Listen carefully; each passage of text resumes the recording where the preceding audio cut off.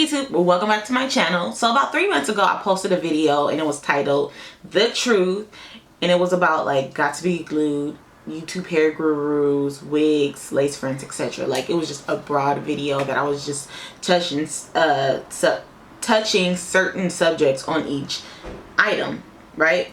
So I've been getting a lot.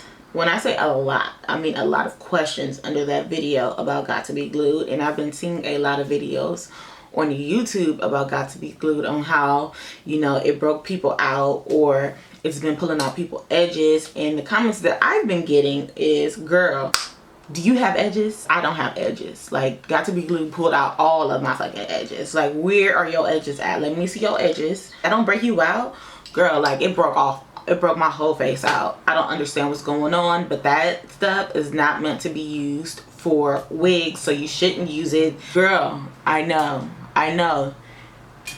This product are not made for lace front or wig applications at all. This is not. But we're using it because we like it, okay? In that video, I told you guys that, you know, to be glue is a gift and a curse. It has its good aspects and it has its bad aspects. So you have to take it for what it is. Yes, I know that it's not meant for wigs, but I'm gonna use it anyway. So the $1 million question, Cynthia, let me see your edges. Do you have edges? Girl, your girl got edges, okay? Edges. So I'm here to just talk about why got to be glue. It's probably not working for you, because I think that's what people are missing, that fact, okay? So if you're breaking out from this product, it might be because you're allergic to that product. If you try it and you have a breakout, girl, you're definitely allergic to some type of ingredient in the back of that product. So I would suggest you read the ingredients. If you don't know what you're allergic to in the back of this, that's in this product, don't use it. And it's that simple. Other methods, I know a lot of girls use Gorilla Snot. I think that's what it's called. I've never used that, and I don't want to. So it's a lot that goes in with this, okay? So in that video, I talked about the consistency of this product, right? I told you that this is like cement, because once it dries down, it's going to dry down hard. So you need to prep your edges. You need to make sure everything is right. You need to just pray for your edges. Make sure they stay on there, because girl, we need our edges. I've experienced the balding of got to be glue, right? So it's a space right here, right? So when I first started using got to be glued, I was wearing a curly wig, and when I placed the wig on my head, I will only place the glue in that certain area and not disperse the glue all around my hairline. What will happen is you will have tension in that one area. Why? Because the wig it has weight to it, girl, so it's gonna pull it. And if you only gelling down a certain area, it's gonna have tension. All right, it don't matter, it's gonna have tension. You need to disperse that tension all around your hairline so it can be even. But if you don't do that, it's going to pull. You do not want your hairline to pull at all. And got to be glue is like cement. It's gonna rip that shit out. I'm just saying. 2, where are you getting your wigs from? Are you making them? Are you making them the appropriate way? Or do you have the right dome cap for your head? Is your wig the right size? That's the $1 million question. Is your wig the right size? It's okay to buy wigs from girls on YouTube and Instagram or like these hair companies, but you need to make sure that this wig is going to fit you properly. Because if it don't fit you properly, if your wig is too small and you put that got to be glue on your hairline and you put that cap on your head with that lace front and your wig is too small and it just don't sit right, that shit gonna pull. Like, you know, it's going to pull. You don't want that. If your wig is too big, your wig is going to be heavy. It's going to sit on your hairline, and it's going to have weight on your hairline as well. So it's going to pull. You don't want that, okay? So you have to make sure that you are buying a wig that's the appropriate size for your head. For example, when I first started making wigs, I was using Donisha right here, okay? This was my whole thing. I started using her because she was like $1.99 at the beauty supply, and I didn't know any better. Okay, this is not my head size. Okay, so when I made wigs on that, and my head is not shaped like this at all. When I made wigs off of this, my wigs always used to come out small. Now this is a mannequin head. This is one of many mannequin heads that I have. If you are making wigs, you need to invest in a mannequin head. They have the number on the back that tells you what size this is. This is actually a 21. So this is for somebody that has a circumference of a 21 head. So this is how you measure your head. Need some measuring tape. I'm gonna take my beanie off. I got braids. So you want to start from the middle, go all the way around to the nape of your head, right? Bring it all the way up. You measuring this portion of your head, the whole circumference, okay? You're measuring all of this. This is going to tell you your head size, girl. So mine is right here. What is this? Mine's is in between a 22 and a 23. So I usually use a 22 head block, okay? Because the older my wigs get, the more they stretch out.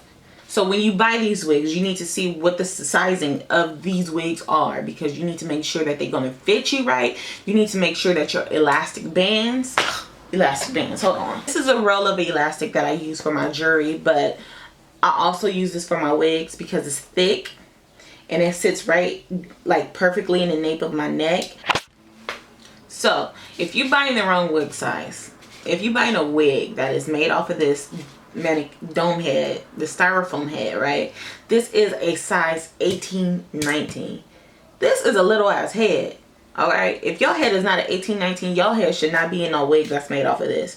So if somebody is selling you a wig, or you're buying a wig and the circumference is a 18, 19, girl, run. That is not the right wig for you. Even if you don't even use Got To Be Glue and you wearing the wrong size wig, that lace is gonna rub on your hair line. I'm just saying. To me, it's just common sense. Like, you really have to think about this. Like, why would I want a small wig? Why would I want a tiny piece of elastic on the back of my wig that's too small, that's going to give me a headache? To the next thing, why isn't Got To Be Glue sticking onto your head? Are you putting on Got To Be Glue after you put on your makeup or before you put on your makeup? I put on my wigs first, and that's because there's going to be a lot of product on my hairline after I'm done with my makeup. It makes no sense for me to put on a wig after I put on my makeup when I'm going to use Got To Be Glued. If I'm not going to use Got To Be Glued, then okay, cool. I'm just going to rock my wig without like securing it down with that heavy ass gel. But when you want to use that, make sure you have a clean face, your hairline is clean. Do not put any oils or other types of gels on your hairline because it will not stick. Is your lace clean? Because Got To Be Glue is not going to adhere to your lace and to your face if it's dirty, especially if you've been wearing it or you've been trying to apply your wig with Got To Be Glue and you just, you know, try to wash out the glue off the grids and you still have glue and like stuff on your lace. It's not going to stick. You need to make sure that there's nothing in these grids, in this lace right here, when you're trying to apply this to your face or to your head. Is your lace wet? My lace is wet right now, and in order for me to apply this to my head, I'm going to have to dry this because this is a water-based product. If water is placed on this, it's not going to adhere right. It's not going to adhere at all. Are you a heavy sweater? Like, do you perspire a lot? If you perspire a lot, then it's not going to work because sweat is what? Water. So it's just simple. You have to think about all of this stuff that might affect your application with Got To Be Glue. I'm gonna do a demo on how I apply my wigs for you guys. And the lace is clean. What I did to take off all the Got To Be Glue on this wig, well, majority of it, I still see like certain pieces. We'll put my lace in the sink and I will run it under hot water and I will throw some dishwashing soap on that. Like, that dishwashing soap is strong. It'll get that lace clean and you will be fine. When you take your wig off, you're going to have this white consistency on your hairline. It's going to be super thick, okay? You need to shampoo that out of your hair with warm water because it's sticky, it turns white, and it's hard to get out your hairline. So shampoo it out your hair. Condition, if you want to condition that area, condition it, you need to follow up with some type of oils, okay? I've been using this one as of lately. This is from MZM Essentials. This is their hair frosting. I talked about this before. This is in peppermint, and it's just nourishing for your hair. So what I do when I take off my wigs, after I wash the Got To Be glue off, and I will get some of this. I will like oil up my hairline because I need those nutrients to sit back onto my hairline because Got To Be glue is drying. After with a silk scarf, I go night night, and that is it. Okay, so because my hair is fresh, like I got fresh braids yesterday, I don't need to mow down any flyaway hairs. But what I will usually do is I will go in with a thin layer of Got To Be glue, and I will put it down on like this much of my hair, just so I can make sure all my flyaway hairs are laid down. This hair is from Sunlight Hair from AliExpress. A video about this hair will be up next on my channel. This is a 360, right? It cuffs my head, like it fits perfectly. So this is how my wig is sitting on my head. It's not down. I tried to make like a widow's peak because I have one. That's what this is right here. But my hairline is weird, and I like to mold my baby hairs down to my face, and then I'll just make baby hairs from my wig, because if I like push this back, they're still gonna peek through anyway. So I just like to mold them down first. So that's the reason why it's like that. So you have it like this, right? I'm gonna slide my wig back. Here is an applicator brush. You could color your hair with this. You could bleach your hair with this. I use that for both, and I also use this to apply my Got To Be glue. I use this to apply my Got To Be glue because I don't want to touch it, because the oils from your hand will turn this gel white. So in order for that not to happen, I use this. I already put the gel on the brush because I thought I was filming, but basically what I do is I'll just put some Got To Be glue on the brush, right? And it'll look like this, just a nice little line. And I work in sections, so I'm gonna just work in this section first. So I'm gonna take the gel, and I am just going to smear it on my hairline. So I'm gonna turn my blow dryer on to cool and put it on high.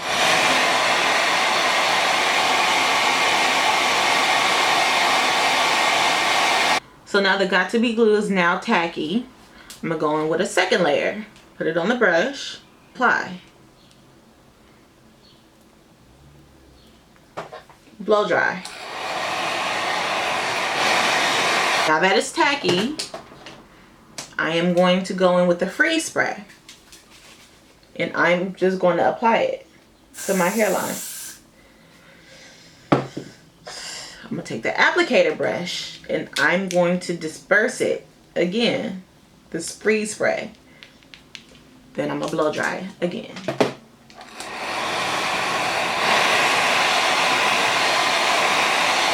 I don't know if y'all can hear that, but it's sticky. Oopsie, no, I don't want it to turn white.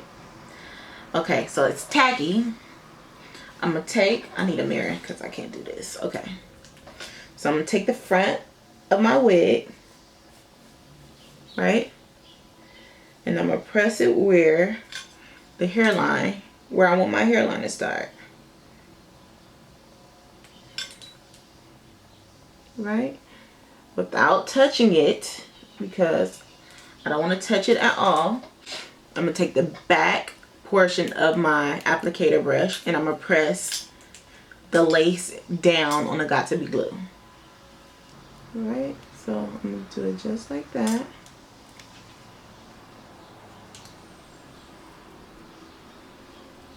And then now I'm going to go into warm heat, and I'm going to just make sure everything is dried down while still pressing.